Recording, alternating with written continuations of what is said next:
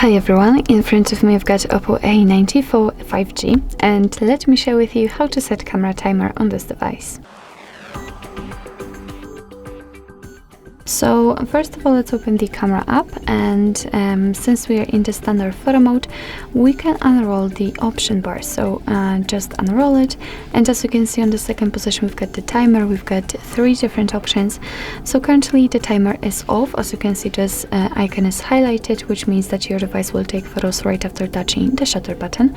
And we've got 3 and 10 seconds delay. So let me pick 10 seconds delay. As you can see, it is immediately highlighted. What's more, inside the shutter button you can check the countdown, so let's tap on it, and from now on your device will count down from 10 or 3 depending what kind of option you will pick, and after that time it will take a photo.